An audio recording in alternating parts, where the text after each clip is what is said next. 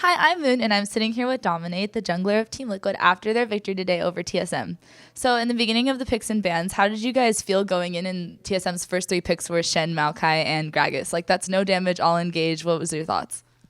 We just knew that it was a really tanky team comp, which we kind of liked because we already had Azir, and Azir is probably one of the best AP carries at killing tanks because his soldiers do so much damage. So I think that we had a really good draft. I don't think they expected the early pick of Nautilus Azir first rotation. I think they probably wanted to get Azir in the later rotations.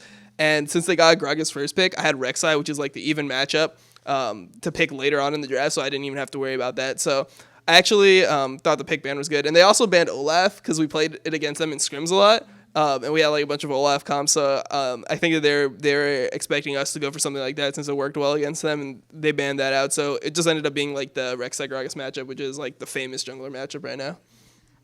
And like you mentioned that Fenix Azir pick was crazy. He has been picking him a lot lately and doing like fantastic with him. Is that like on purpose? Do you think that they should be banning it against him? Like, what do you think is like the focus going away from that for? Well, I think it's hard to tell because people were considering a couple things counter picks to Azir that just like haven't been working out. Like the main one is Ezreal. People think the Ezreal mid counters Azir, but in reality, the Azir can push on the Ezreal a lot early and can potentially take his turret before the Ezreal even ramps up, gets the rune glaive and everything like that. So I think that just Azir has been a top pick in the meta, and after they nerfed Cassio, he's still probably like just the best mid lane champion overall. He's good early game, he's good late game, he has good playmaking ability and just a lot of damage, so he doesn't have many weaknesses, and Fenix is just a god on him. So I don't know if teams should be banning it or they should prioritize it higher, but it's something that I think is really strong for us because I feel like it's a stronger pick for us than it is for other teams. So if they get Azir, it's not like they instantly win the game, but if we get Azir, then like he can go off and carry a lot of games. Last time I spoke to you, you actually said specifically that Fenix could beat any mid laner, and today he finally actually beat Bergson, so that was really exciting for you guys. Are you proud of him? Yeah, Fenix is so good. He's so good at the game. Like, he has 3 accounts that are 1,000 LP in Challenger, and like every account he plays on, he just like shits on everyone. So I see it every day. Like, I see it like in scrims every day, so I'm not surprised at all. Like when it happens at LCS, I'm like, yep, he's really that good. Like I don't know what to tell anyone about that. It's just facts. Does his new red hair like symbolize his like final form type thing? Is that what's going on?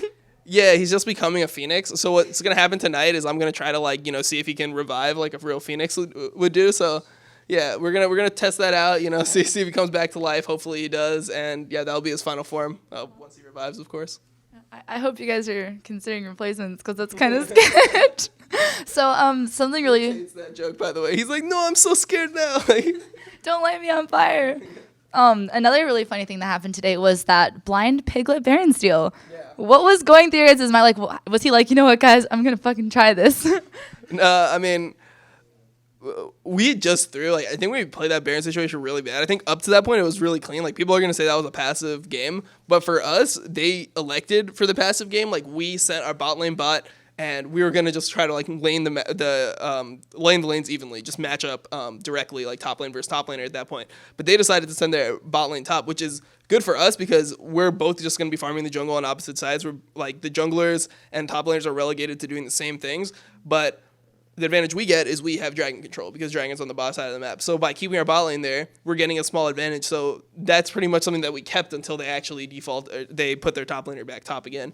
So I actually think that was like a good situation for us. And then when it got to like the Baron part, we had just got a pick off, and I think we probably should have finished Baron, but we were kind of split on the call. Like I thought Quas was in a good position to engage on their backline, and since Jinx was bottom, we might have been able to like turn, but it just wasn't a clean turn. We weren't able to get off Baron easily, and we took a lot of damage from it because it was so early in the game. So that was kind of like a throw there. That's something that we'll be reviewing. We'll make sure it doesn't happen anymore. And then after that, it just kind of became like a back and forth game. I mean, we misplayed some team fights. Like some of our engages weren't completely on point, but I'm happy that we were able to recover from it in the game, and we were able to take the victory in the end. No, definitely, it was a good game and a good win. But do you have any like specific things you guys are working on to like make for sure that Madison Square Garden happens for you guys and make sure that like you guys continue doing well? I think we're going to just keep the same practice regimen. Around week 5 is when we started our practice. We started doing a different practice regimen where we cut one scrim block out, so we only are scrimming 7 scrim blocks a week. But that one scrim block, we go over like the week's plan for scrims. We review both of our LCS games with the audio synced up, so we're like really going in depth. And we end up doing like a 3-4 hour meeting instead of a scrim block, which I think has been helping us. Like having a bunch of scrims, like we've played a lot of games together. I don't think that the repetitions are as important for us as just like being able to think more, being able to just prepare more and like have a clear goal going into the week and have certain expectations. Like this week we're gonna like work on our mid game dragon control and like this is how we're gonna do it, and we line that all up so when we go into the scrims we're really focused and we don't really care about winning or losing the scrims as much as just like practicing the small area we need and making sure that we don't slack on other like important areas later in the week. So like the first couple of days will be focused on certain things. We'll be prioritizing them more in game, and then towards the end of the week we'll start scrimming more like LCS, where we'll have more even games. Like we try to just play like we would in LCS, and I think that kind of practice regimen has helped us a lot more than just like having that one extra scrim block early in the week.